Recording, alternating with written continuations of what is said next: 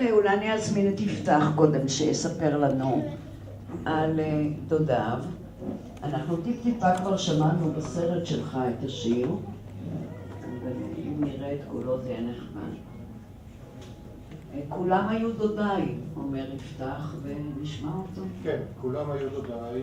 אני ממש מרגיש רצון לדבר כמה מילים, ואני אשתדל לקצר כי אנחנו כבר גלשנו זמן, על הדור של הבנים של חיים ורחל, לפחות מהצד שלנו, שלדעתי זה דור מופלא, זה הדור שבנה את המדינה, זה הדור שהגן על המדינה, זה הדור ששפך את דמו עבור המדינה, זה הדור שבנה כאן כלכלה, חברה, תרבות, כל דבר.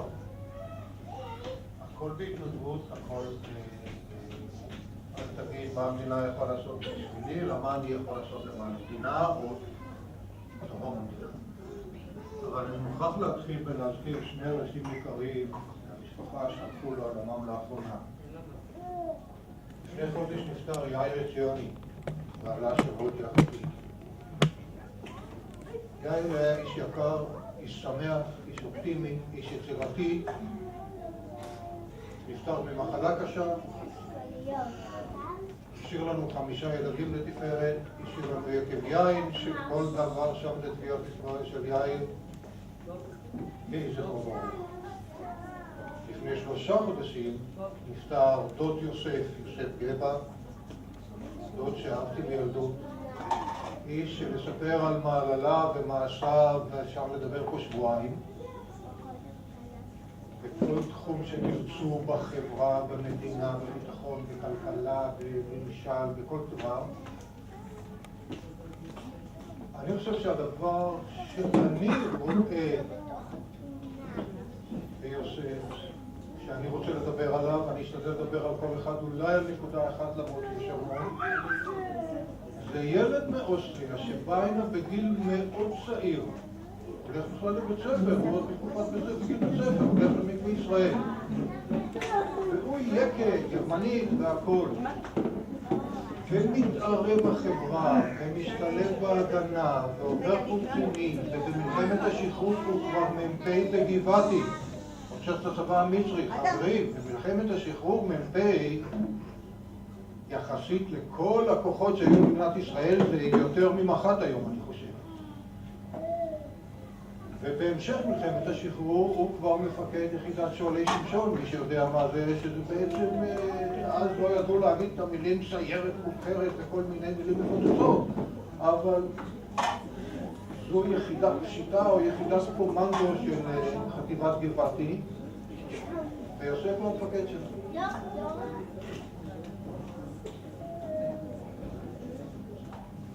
זה סתם סיפור קטן על יוסף. אני התגייסתי לצבא בשנת 58, הלכתי לקורס טייס, באמצע קורס טייס, אני זוכר, זה היה בשנת 59. המדריך שלי באחד הימים שמדברים, אני לא זוכר לפני טיסה, אחרי טיסה, מדריך תחקיר, הוא אומר לי, דרך אגב, יש לך דוד גנרל?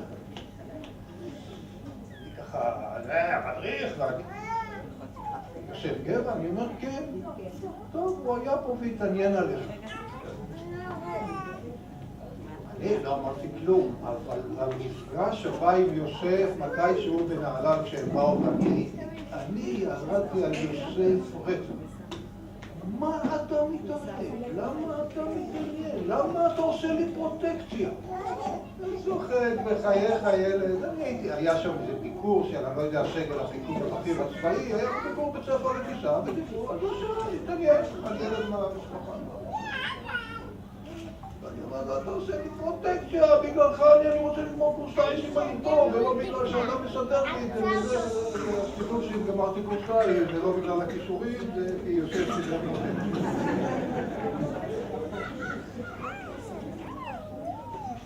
סבא חיים וסבתא רחל היו 6 בנים, 6 ילדים, 3 בנים, 3 בנות. עכשיו, כמו שמקובל הרבה של חקלאים, כפריים בכל העולם, חשובים הילדים, כי זה כוח העבודה, אז קודם כל נולדו 3 הבנים, מסודר, ואחר כך 3 הבנות, בשביל המשפחתיות והמשך הדורות וכו'.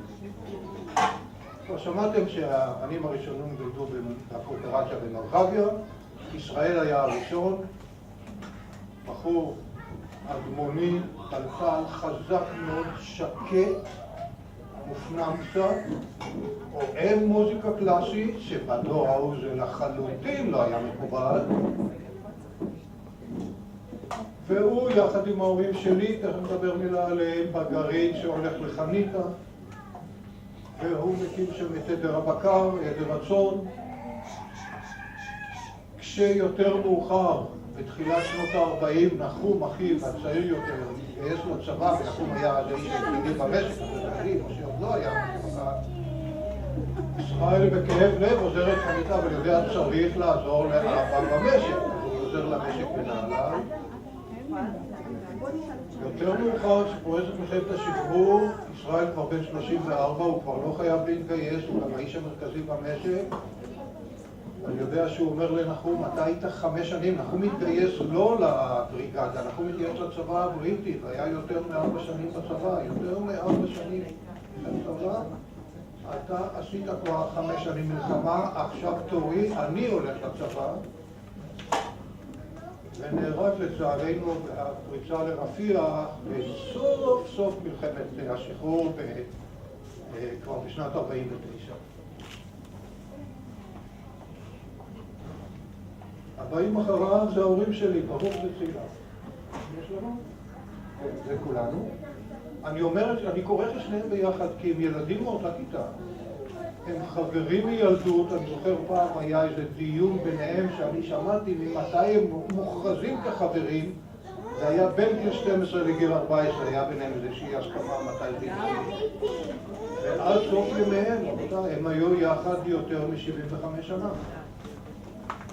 אם נדבר על דבר אחד, אני מתאר לי שרוב האנשים, כולל הם, ודאי היו מדברים על העלייה לחניתה שהיה בהחלט אירוע מכונן בחיים שלהם. אני חושב שהמעשה שהם עשו כמו הרבה מאוד בני מושבים, כולל הוותיקים והצעירים, שהם בתחילת שנות ה-50 עזבו הכל, עזבו בית, עזבו משק, עזבו משפחה, והלכו למושבי עולים להדרכה, לעזרה בקליטת בקליטת העולים החדשים. הם ישבו כ4-5 שנים במושב שאז הוא נקרא מושב צה"ל, היום הוא נקרא כפר לימן, הוא מקום יוקרתי, אז זה היה חור בן חור. אני רואה בזה במעשה אולי גדול יותר מעלייה לחניתה, אבל כמובן לא. אחריהם נולד נחום. יש לנו נחום? יש לנו נחום. נחום, חוץ מזה שהיה האדם האהוב על אבא, אני חושב שהיה החבר הקרוב יותר שהיה לאבא שלי. נחום ברוח שני אחיו הקודמים, ברגע שהגיע לגיל 20 ופרצה מלחמת העולם השנייה, נחום נולד ב-21, פורצת מלחמת העולם השנייה ב-19, והוא מיד מחפש, לשנה אחרי כן הוא מתנדב לצבא הבריטי, לא דרך לא בריגדה שהייתה כמה שנים יותר מאוחר, ולא מתאים ב4 שנים חייל בצבא הבריטי, אחרי כן בבריגדה, אחרי כן ינפלה, ואז חוזר לארץ. אמרו כבר שנחום נולד עם נהלל, נולד בשנת 21, אבל הם עוד לא היו בנהלל, הם באו כמה חודשים יותר מאוחר. עכשיו אתם יודעים, במושבים, במקומות הקטנים, מושבים, קיבוצים, שכונות קטנות, שכולם מכירים את כולם, יש היררכיות, חקלאים ועובדי ציבור, זה סוג אחר של אנשים, וגם ההיררכיה של הוותק והזכויות. ובנהלל, כמו בנהלל, היו הקבוצה הראשונה של השבעה באוהל, אלה שעלו, איפה התמונה מאחורי חווה. רואים את האוהלים שעלו לגבעת מעלול, שזה בכלל לא בנהלל, זה קצת יותר לכיוון מגדל העמק.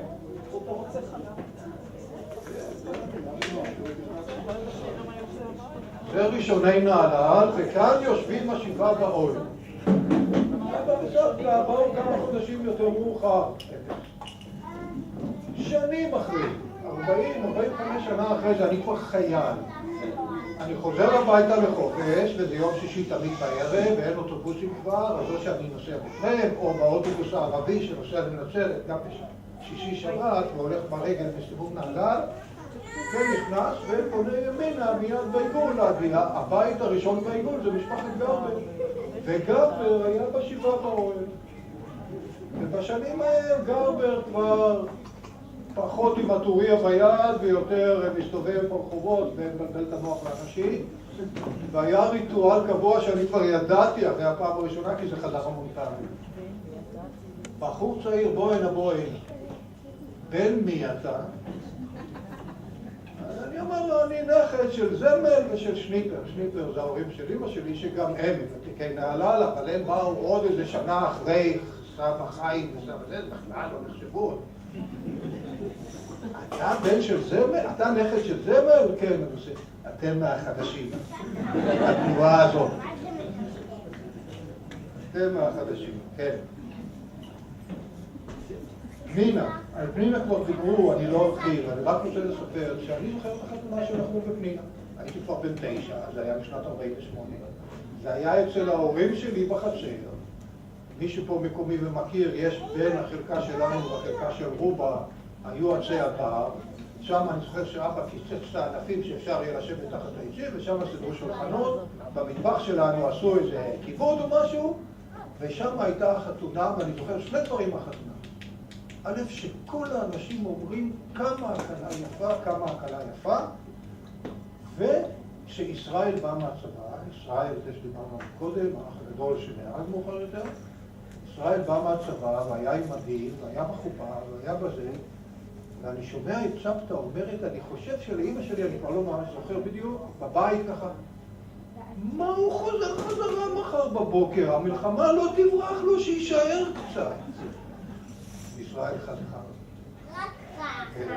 למה אני מספר? כי החתונה הזאת כל כך נשארה לי חרוטה והשאירה עליי רושם ש20 שנה, או אנחנו 19 שנה, לדייק אחרי זה, כשאני התחתנתי, אני חושב שדיברתי עם ההורים ואמרתי, אני רוצה חתונה כמו נחום בפנינה. ושוב פעם תחת עצי הדר, ואבא חתך את הענפים, ובמטבח של אמא עשו את הכיבוד הקל והפשוט, ושם התחתנו. שושנה. אין לך השיר הזה בבית הערבה חבל. שושנה, כמו כל אחיה מעליה, שגדלה, התנדבה ואיפה להיות בבית הערבה. זה מקום, מי שמכיר את השיר בית הערבה, הוא נפתח במשפט, אני זוכר את בית הערבה, פיסת מדבר צרובה בארץ חריבה. אין מילים שיכולים לתאר את המקום הקשה הזה. עד היום. את בית הערבה, פיסת מדבר צרובה בארץ חריבה, ירדן זורם. והיום, גם היום שם התנאים הם נוראים, אבל היום יש מזגנים וזה, אז מזגן זה בכלל היה מדע בדיוני, ומעברר גם לא היה, וגם אם היה, לא היה חשמל, אז אין בעיה. בית הערבה פונתה לא במלחמה, אלא בהחלטה. רוב האנשים הלכו לגשר הזיו ולכברי, ושושנה הכירה את יוסף, וברגע הזה יוסף מצטרף למשפחה. על יוסף לא דיברנו, אבל אני רוצה לספר שכולם יודעים, כולם שמעו גם, ששושנה נפטרה צעירה מאוד, ויוסף מאוחר יותר התחתן עם אילנה. ואילנה נקלטה כל כך טוב במשפחה, והייתה כל כך חלק מהמשפחה, אז לא רק שסבא בהתחלה אמר לה ברוכה הבאה, אני סיפרתי לה קודם, אז אני חושב לספר, כשנועה וגל הכינו את העץ המשפחה הזה, הוא עובר דרך אתר באינטרנט, ושם זה נבנה. עכשיו, לאתר יש חוקים של האתר. ואם אדם הוא לא או צאצא דם של משפחת זמל, או לא מחותן עם מישהו משפחת זמל, אי אפשר להכניס אותו. והם אמרו לי, תשמע, אי אפשר להכניס את אילנה. אמרתי, לא מעניין. אילנה תיכנס לשם, לא יכול להיות משפחת זמל בלי אילנה. אין חיה כזאת. הם מצאו טריק והם רימו את המחשב, את התוכנה, והם הכניסו.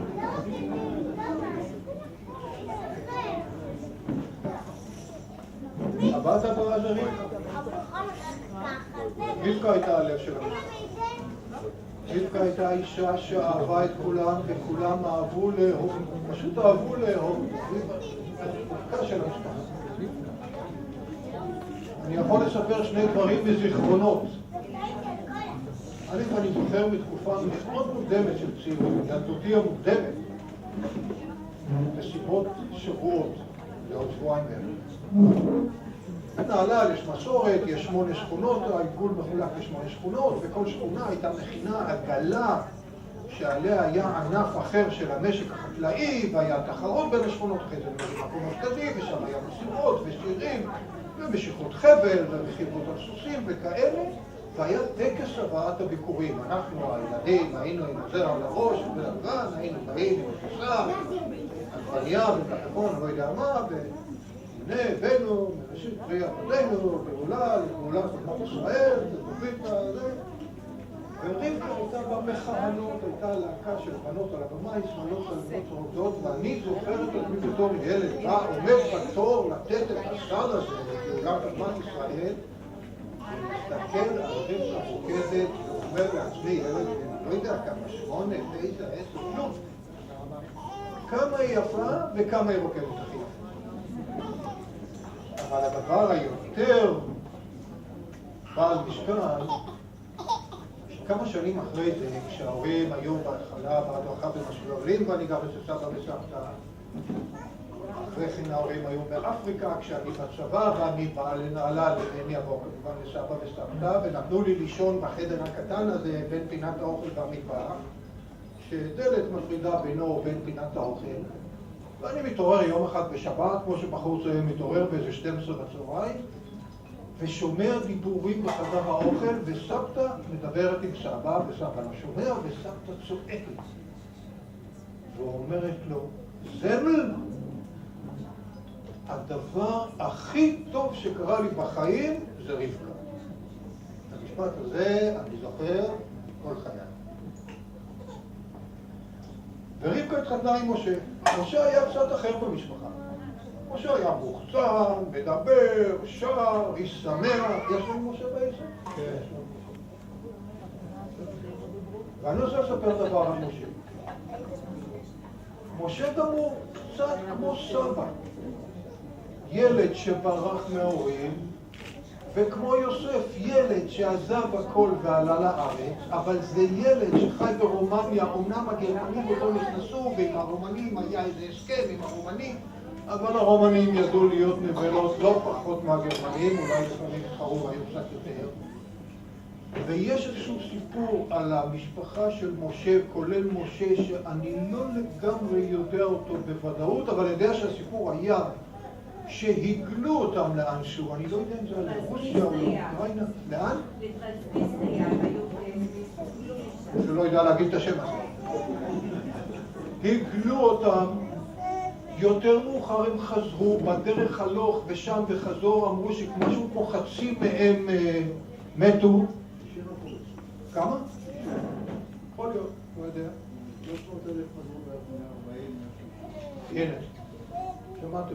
יותר מ-50%, כנראה 60% או משהו כזה. והילד עובר את כל זה, ואחרי כן מתישהו, הוא בדיוק כמו סבא חיים, בורח. בלי להגיד מראש למשפחה, אז הדבר היחיד שהוא עושה, לא כמו סבא, הוא משאיר מכתב שאחרי זה במשפחה פותחים ויודעים, בורח ומצליח לסדר לעצמו עלייה בארץ. אני דיברתי עם שני בניו, והגענו למסקנה שאנחנו לא יודעים איך הוא ארגן את זה, אז אני לא אגיד איך הוא ארגן את זה, אבל הוא ארגן את זה. ומגיע לארץ, התקופה מלחמת העולם, הבחור נער, וכמה שנים אחרי זה הוא מתגייס לבריגדה. זה שעבר שם את נוראות השואה והמוות והמסעות והגורשים והכל, חוזר לשם בהתנדבות. אני חושב שזה מה שכתוב. ושולה, שולה האחרונה, שולה הצעירה, יחסית קרובה אליי בגיל, לא רחוקה אליי בגיל. שולה שהייתה העוזרת לכולם. שולה שהיא בבית עם סבא וסבתא. שולה שכששושנה חולה, עוד לפני ששושנה נפטרת, ואחרי אחרי כן שושנה הולכת לעולמה, שולה שעוזרת עזרה אדירה ליוסף עם הילדים. אחרי כן שאילנה באה, שולה חוזרת הביתה ועם סבא וסבתא, אחרי כן עם גידי וחרה ועם בניהם ובנותיהם.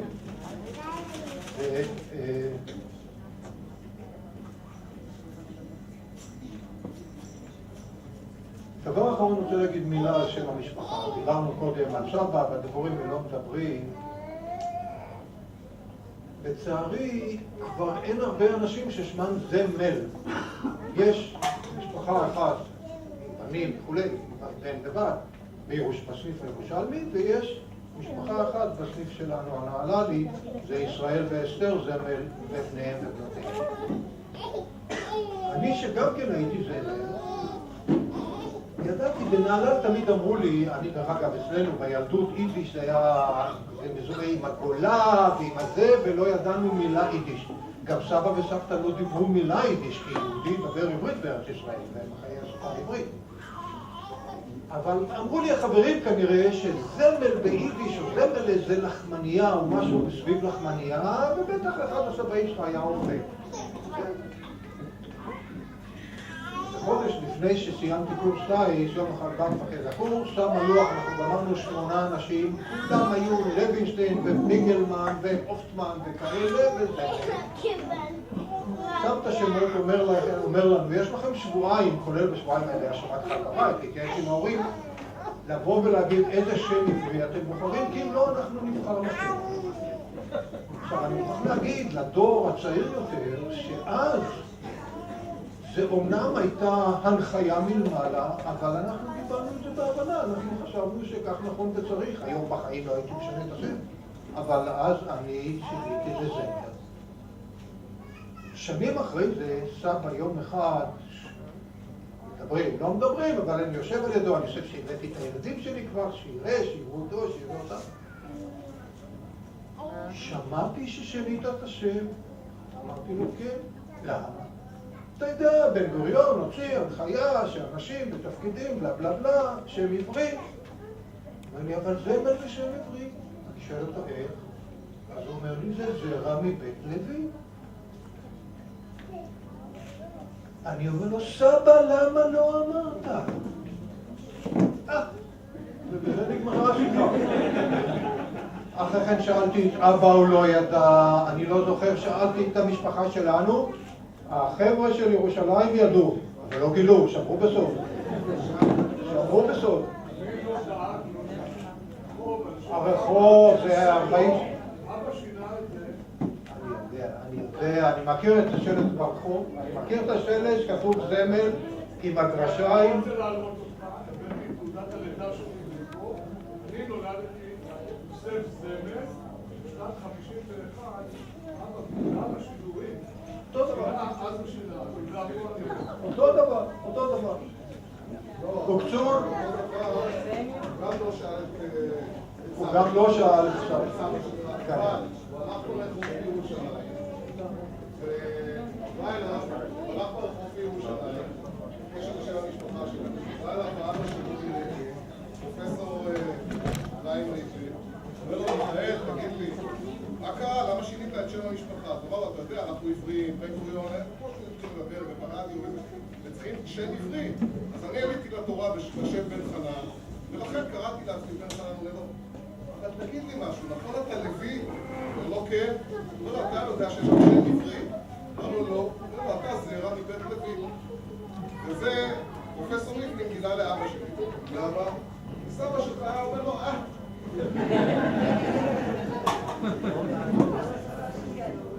והסבא שלי גם היה אומר, הם היו שניהם נדל"נים גדולים. תודה, תודה, נפתח.